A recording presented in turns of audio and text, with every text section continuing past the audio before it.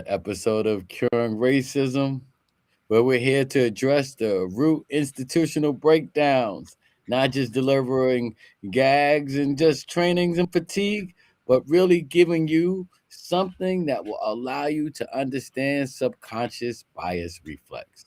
I am your host, Paz Simpson, along with my co host and co founder of the movement, Paul Hoyt, and this is episode 4.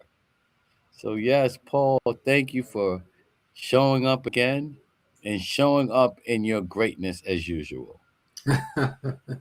Well, thank you. Thank you for the kind words. It's always a pleasure to do these podcasts with you and work with you on this fantastic project of curing racism.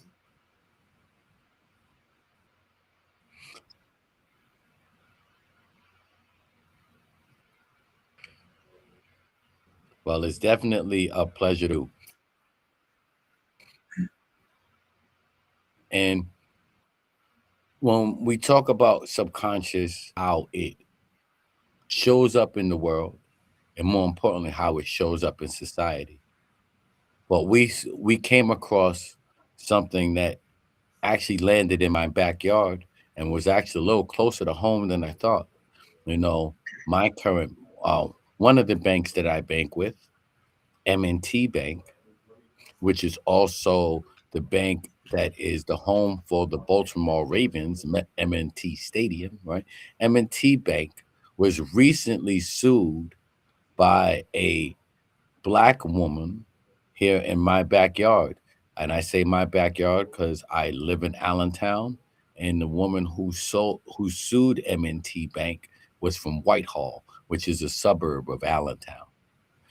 She sued M&T Bank for their biases against her that winded up negatively affecting her business.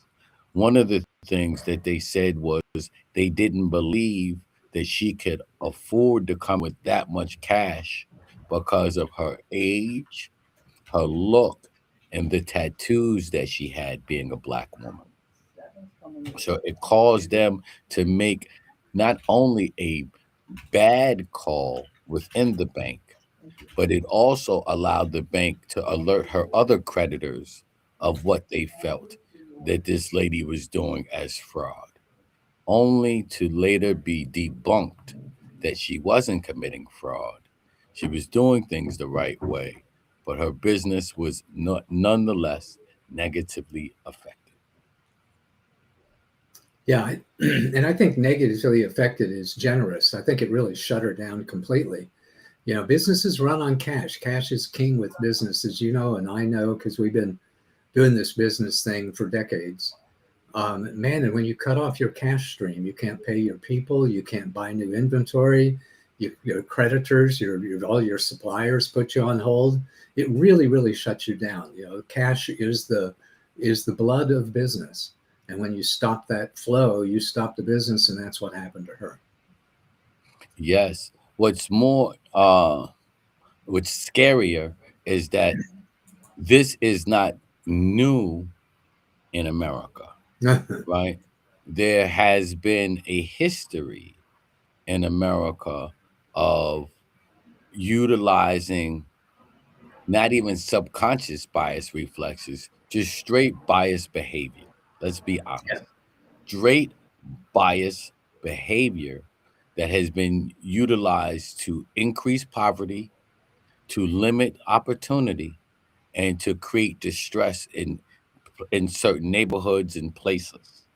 There was a strong word called redlining, Yeah. right? And redlining, I know you said you wanted to go into some more detail, but Sure. redlining truly affected people who look like me. Yeah, they definitely did. Well, let's talk about that practice for a little bit. It's called redlining, called red zones.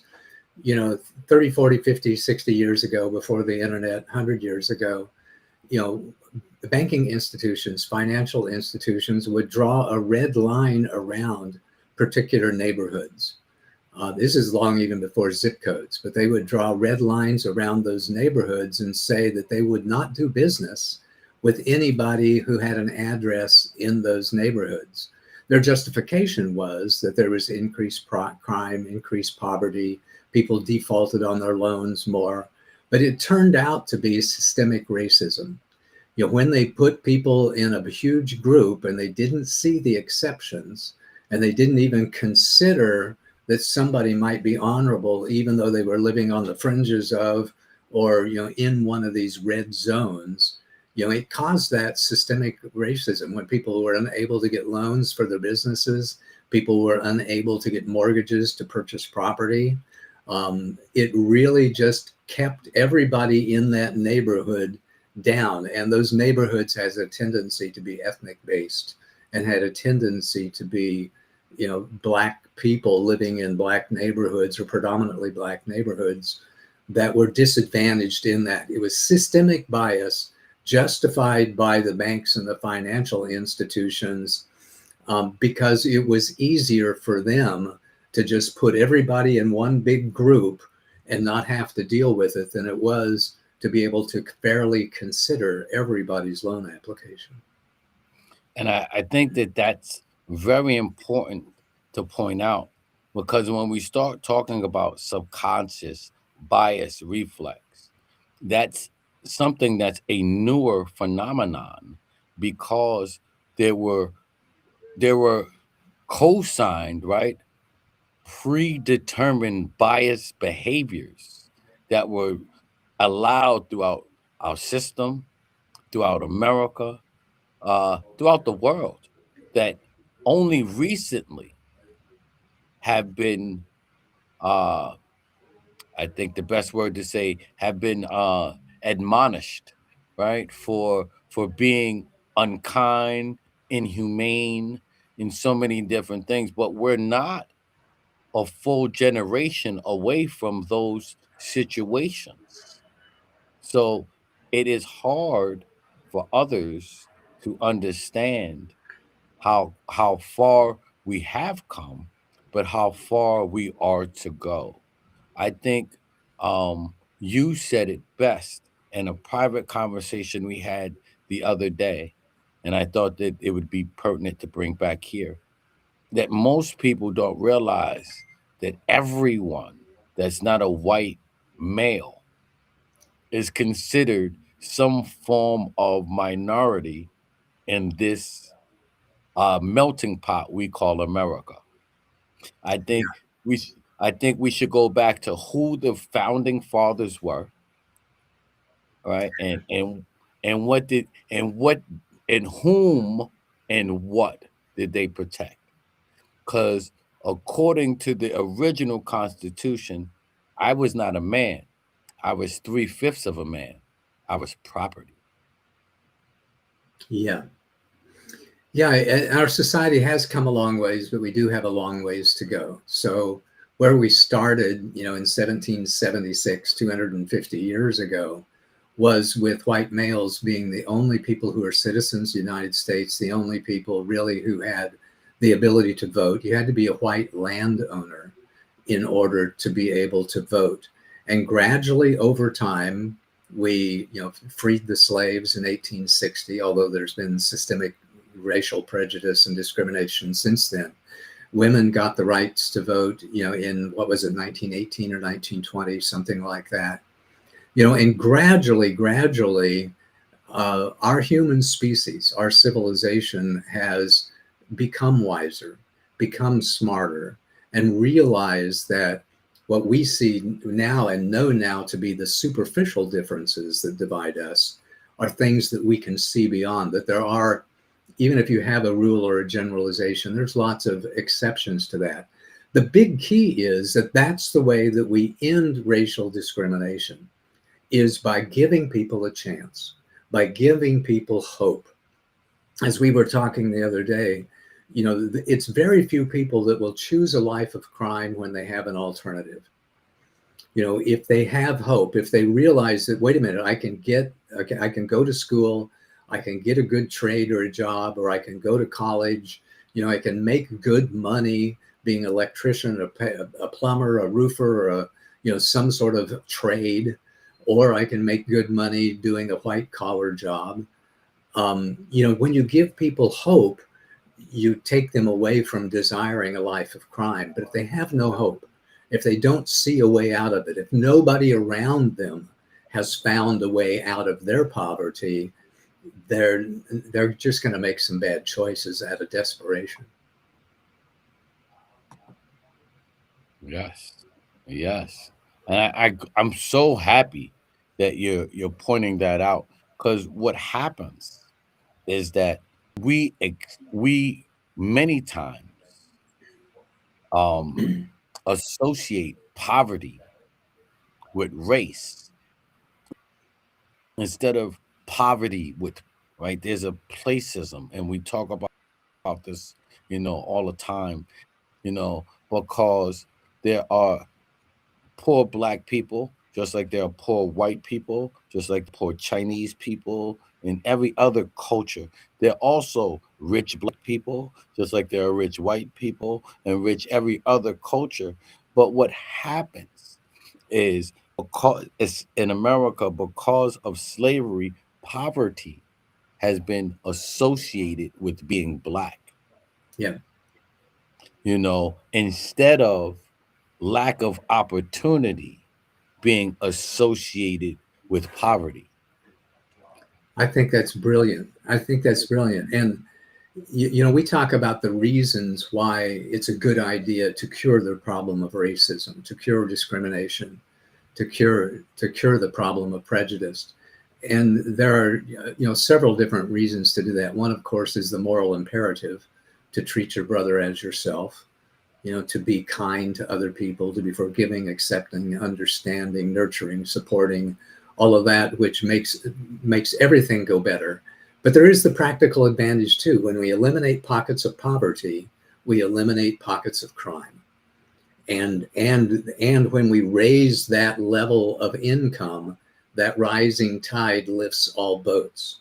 So no matter what the pocket of poverty is, whether it be in Appalachia, or some rural place in Arkansas, or some rural place in Alabama, Mississippi, Louisiana, Nevada, wherever it happens to be, or whether it be a neighborhood in Detroit, it pays off for all of us to do what we can to really reduce the poverty in that, so we reduce the crime, so we give people hope, so that we can leverage the talent, the great ideas of people who were born into that environment, and lift us all up. So there's a tremendous practical advantage to treating other people fairly, so that they know that they will be treated fairly, so that they have the hope, so that they can choose a path that benefits us all.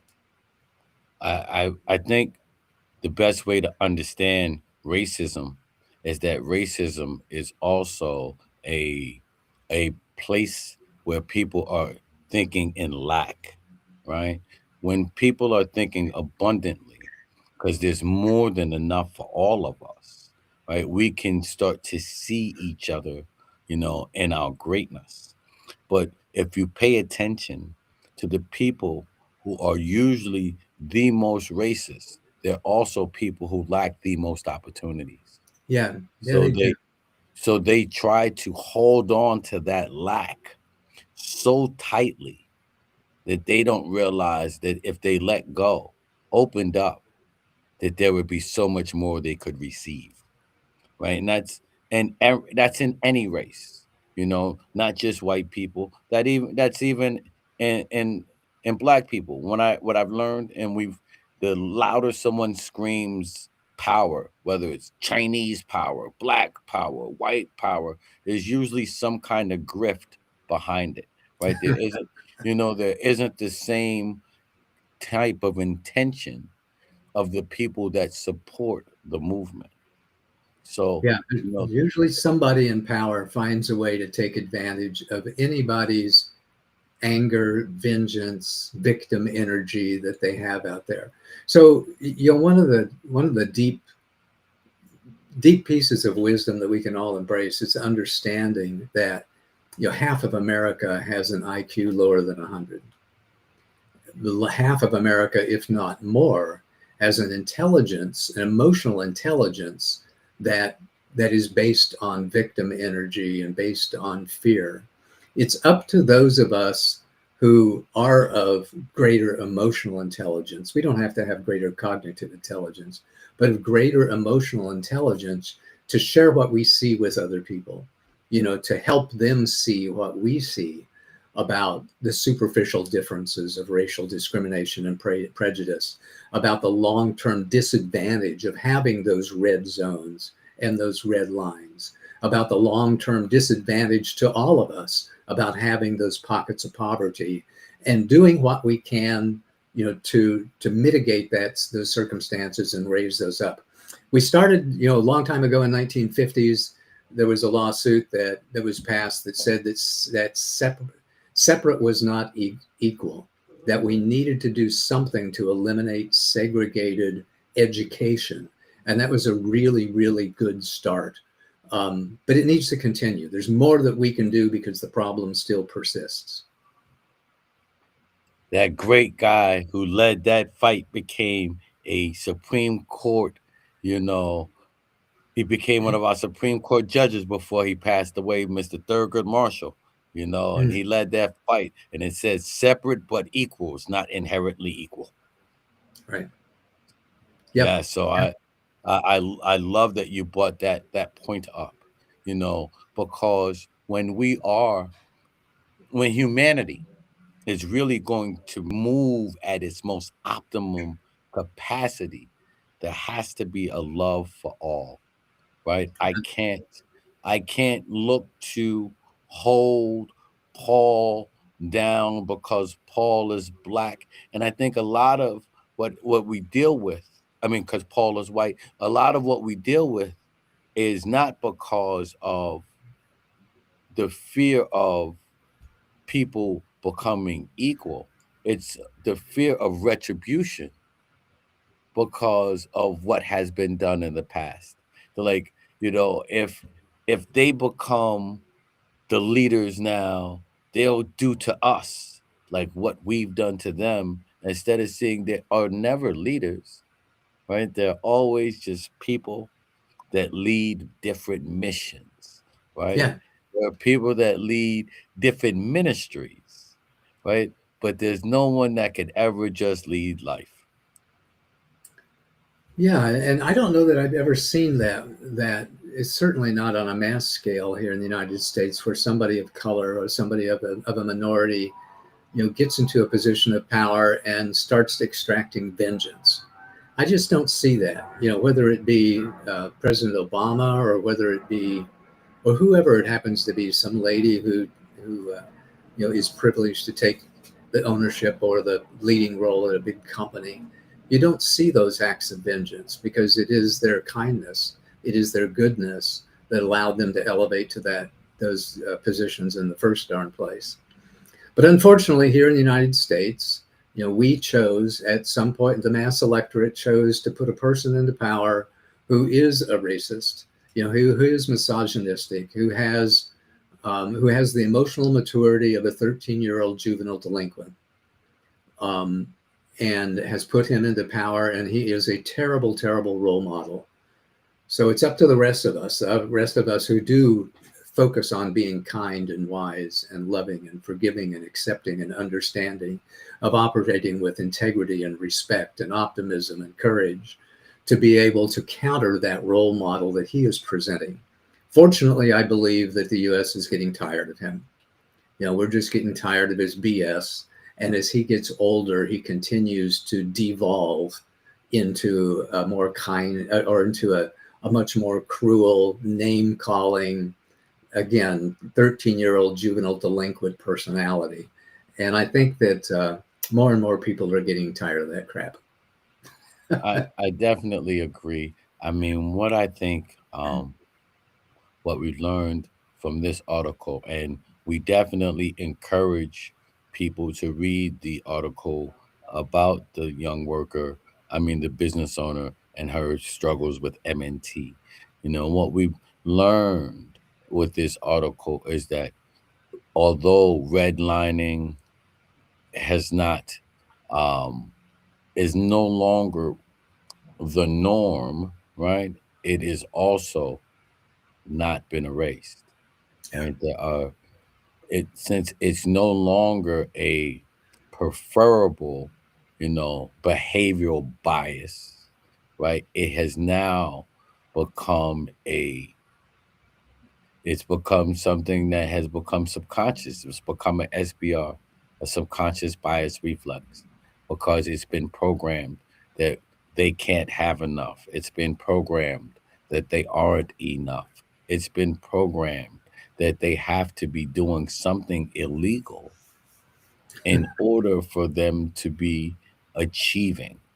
So it now went from, a accepted bias behavior to a subconscious bias reflex, which is going to cost this bank a ton of money. Yeah, yeah, it definitely will. Well, and one of the things I appreciate about working with you, Paz, on this project of curing racism is doing our part, is sharing our wisdom, sharing our love and our kindness, encouraging other people, to give other people a fair chance. As I like to say, that once we learn how to see through the superficial boundaries that divide us, that we will be able to discover the common values that unite us. So next time that you see a person who doesn't look like you, act like you, talk like you, that they're of a different ethnic persuasion, from a different community, maybe they're different from a different country, give them a break. Ask them about their occupation, ask them about their family, ask them about their dreams, ask them about what they do for fun. See what you can do to help them get to have that, take that one conversation that leads to the connection that opens up your heart to seeing beyond those superficial differences. And I'm glad that you say that.